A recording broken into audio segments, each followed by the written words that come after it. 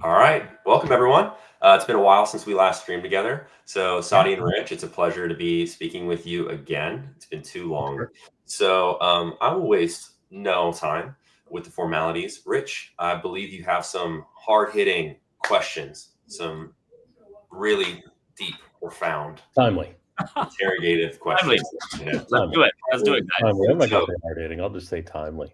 So, Saudi, this week, the company Upstart lost a bunch of their market cap. Hmm.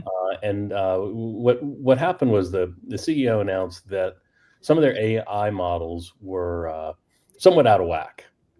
And it leads me to think, how much risk is there in the fintech system to that kind of thing, to machine learning models, to AI models getting out of whack?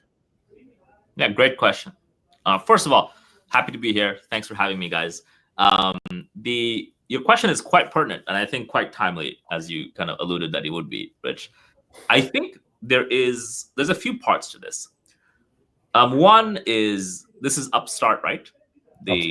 Upstart, yeah. I think they've Upstart, yeah. And this has been not the first time, right, where they've had some challenges with their models. If I recall, in the last few years, there was a kind of another time when they kind of had risk not be like perfectly adjusted on their models to like the environment, and they had to take a little bit more risk than I think shareholders expected.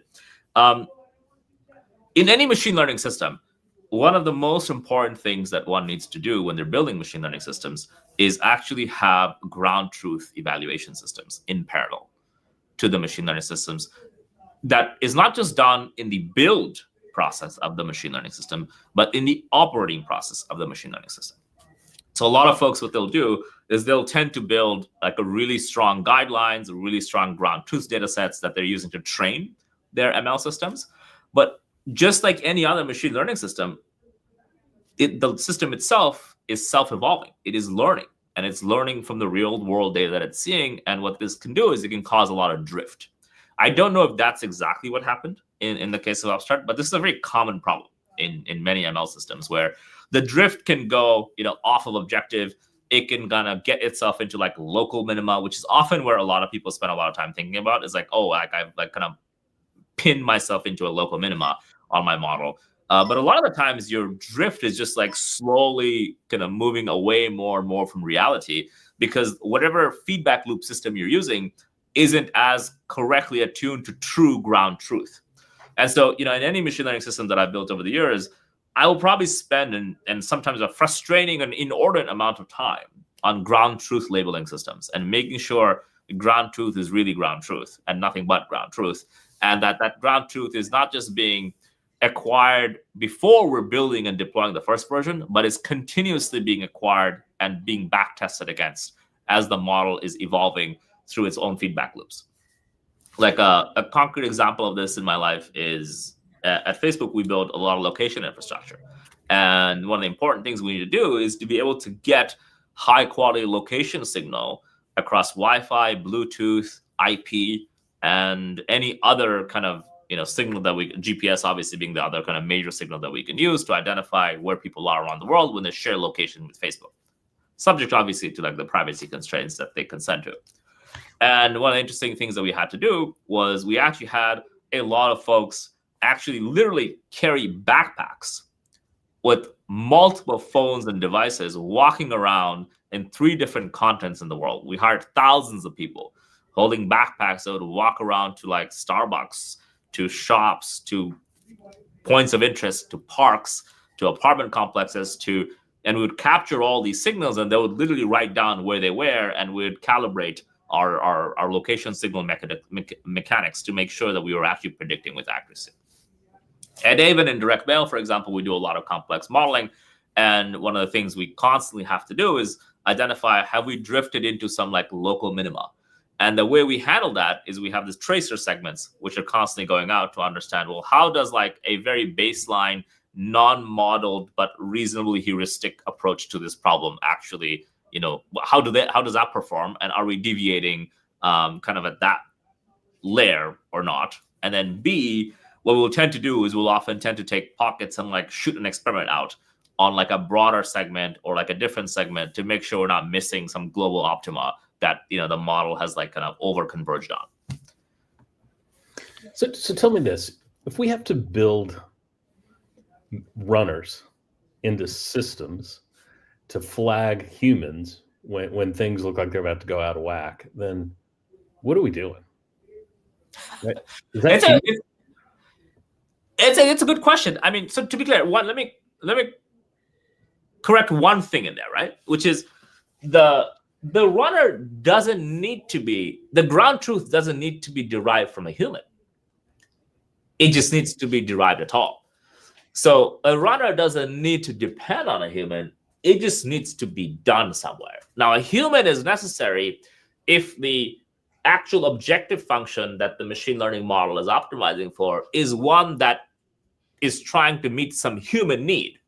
But if it's not meeting some human need and it's meeting some other kind of systemic or machine need, then the ground truth doesn't need a human in the loop, right?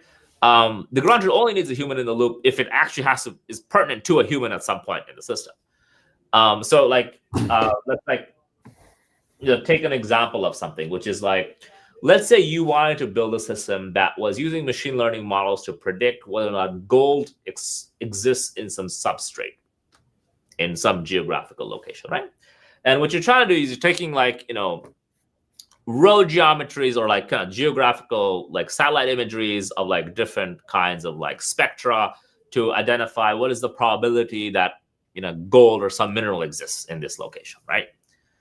Whether or not the mineral actually exists in that location, you're going to train some model, etc., based on historical identification of minerals in this location. But if you want to continuously track the ability for your model to do well in the future, you can send out a bunch of drones that will just drill in various random substrates of the world and go like, yep, there's gold here actually. And it doesn't need a human in the loop at all. And so what really matters is like, you need a ground truth system. That ground truth system isn't necessarily a human in the loop, but it requires you to, on like a pure physics standpoint, on a first principles basis, be able to say, this is actually the truth. And you have to do that continuously. I mean, I'm reminded of the AlphaGo story, where they built a simulator that played 4.5 million games of Go in a week, and the model was trained on every one of them, and then the model beat all the world experts. Yeah, and in fact, like one of the interesting things about it is like nowadays, a lot of the training, and like for example, this started really with self-driving car technology, where a lot of the training is actually done on simulated data, not even on real data anymore. And because we can generate so much more synthetic data than we can like real data, that we only actually use the real data to generate synthetic data. And we keep like some small amount of the real data out for, real eval. But I actually think this is like increasingly common. Like one of the interesting things is like, there was actually like an approach to this problem that, OpenAI explicitly did not take, but a lot of other machine learning labs were taking, including Facebook, etc., where, our goal with like developing and training AGI models was to actually help them play video games. And we wanted to build an AGI model, a model that can play a video game really well. Obviously, you can kind of think about like checkers, chess, and Go as like, effectively video games on like a spectra complexity. But what do you do when you have like a very open-ended game environment, like Unreal Tournament or like StarCraft or like Doom and or Capture the Flag or CTF, and like the game becomes like very open-ended. And how well can a bot play is like a really interesting test of how good is your, generalized form of intelligence. And so, there's like and that is all obviously synthetic data. So the question then becomes, well, can you take that form of intelligence and generalize it to the real world? If someone plays Quake really well, do they become a really good soldier? It's kind of an interesting question. And like, I actually think in some ways with like drone operators and kind of like modern warfare, you're going to see a lot of that. You're going to see like, a good chunk of our soldiers are going to be like operating machinery from behind a console and controller. Like modern day drone controllers sitting at a computer controlling a drone in the world, not that dissimilar from a video game. Obviously much like steeper consequences in the real world, and if you can train a machine to play that video game really well, it's not unreasonable to expect that machine will be a better quote unquote robot controlling soldier than a human soldier. So do the errors compound? Right. So if Yeah. we're adding a simulation layer, so reality gets simulated error, and then machine learning model learns simulation error. Do they compound? 100%, which is why you always have to ground yourself with ground truth. Right back to that is the way this whole thing is like pinned in, and you go like, nope, the ground truth tells me this is how much error we have or not, and you have to do that continuously, not just up front. And so like there was like this time at Facebook in my life where I remember like having to describe how to build like large scale machine learning teams, and somebody would ask was like, oh, this is such like a engineering problem. Actually, like really world scale machine learning problems are not actually just technical problems. They're actually operations problems. You need large scale infrastructure. You need large scale operations teams that are able to generate ground truth, provide like libraries, provide like clean, isolated, labeled data at like massive scale that can be used for training and eval. Some of it's synthetic, some of it actually raw acquisitions. And you need to provide infrastructure that requires actually to build out like massive data centers in like God knows where, plug it in water and cooling. Like it's OpEx. It's not CapEx in the traditional sense of like SaaS software where you build it once and it kind of just like runs by itself at like 90% margin. That's just not how machine learning systems work. Machine learning systems have some upfront CapEx. You need like large amount of training and eval kind of CapEx, but it's heavy OpEx in these systems. And people tend to like massively underestimate the amount of OpEx that is required in building machine learning systems. Rich, I'm going to jump in here. So interrupt. Saadi, can you tell us what Aven is and why you founded the company? Ooh, big shift. All right. Aven's mission is to reduce the cost of capital for consumers. Today, there's $1 trillion of credit card debt in America, and American consumers are paying $200 billion a year. Our goal, our mission, is if we are successful, we want to reduce that by 50%. If Aven can reduce the cost of capital from $200 billion a year to $100 billion a year for American consumers, it will be the single largest change in the cost of capital in American history. We started that journey by rolling out the Aven Home Equity product, where we enable American homeowners to get access to their home equity, reduce their cost of capital by 50%. And by doing that, we've already saved customers over $200 million and counting. And we're excited to be rolling out our mortgage product, our deposit product, and of course, our rewards credit card product that Rich and the team are working on to a variety of homeowners across this country in the upcoming months and years. You passed the test. Good job. Yeah, you came out of left field on that one. I was like, oh. I'm going to see how you were going to do with that. Yeah, that's great. We need to have that unlock ready to go in a moment.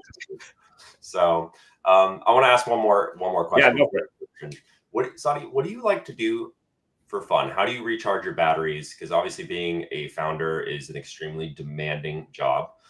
You need to sleep. You need to eat at some point, and then with that, you also need a little bit of mental break. What do you like to do to recharge your batteries? Great question. I think there's probably so a couple of things. One is my philosophy is to take breaks more frequently than to take really large or long vacations occasionally. So I kind of like believe in having a little mini vacation every day and a little mini vacation every week. And so every day for me, that's me going to the gym and spending some time either in the pool or in the sauna or in a hot tub. And I'll try and do that almost every day. I don't quite get to do it maybe every single day, but 4 to 5 days of the week, you'll probably find me at the gym right before it closes, trying to squeeze in like a tiny bit of a workout. And frankly, I sometimes don't even go for the workout. I sometimes will just go and sit in the sauna for 20 minutes or enjoy the hot tub for a few minutes and use it as like a way of winding down my day so that, I can like wrap up. That's called an executive workout. That's the executive workout. Get a Slurpee and then sit in the sauna. Like, that's great. That's a great workout for me. My heart rate's pretty high in that sauna. I'm not gonna lie. So, and apparently, I think you guys probably already know this, but like 4 days a week, 20 minutes of sauna is one of the craziest reductions in all-cause mortality that you can have. It's like a 20 to 40% reduction in all-cause mortality, which is kind of bananas. I think smoking is a 40% increase. Yeah, wow. It's crazy. Nobody quite understands the mechanics of why this works, I think, but I've seen a bunch of theories floating around. And then once a week, I'll usually try to do some combination of going for a drive. I love cars. I love everything about cars. I love the smell of cars, the sound of cars, driving cars, maybe not repairing cars as much, but like being underneath a car, looking at what's going on inside the car.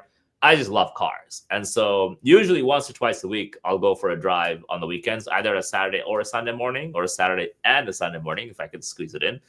And I'll go to like my favorite restaurants, which is Alice's there's this particular road called Highway 35. It's a beautiful road to drive in the early mornings, in the wee hours of the mornings on weekends, when you'll see a lot of car guys go out on like Saturday or a Sunday morning before the bikers come out, and they'll kind of have this great drive.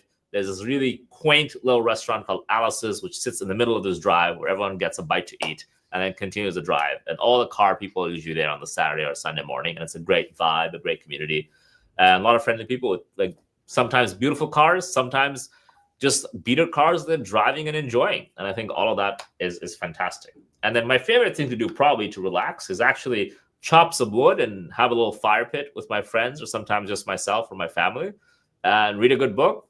And sometimes just stare into the fire and like let all my worries and stress go into that fire and like burn off. And I think it's one of my favorite things to do. I'm otherwise a fairly boring person. I don't really go clubbing or drinking, or I don't like really long vacations. So these things work really well for me, and I like to do them at like a pretty high frequency. As an employee of yours, I am appreciative that clubbing is not one of your hobbies. I think I'd be slightly more worried of the long-term future. We're like shareholder values at risk. Awesome. Well, Saudi and Rich, thank you so much for being here. Thank you for taking the time to chat today. Yeah, thanks, Bert. Thanks, Bert. Thanks.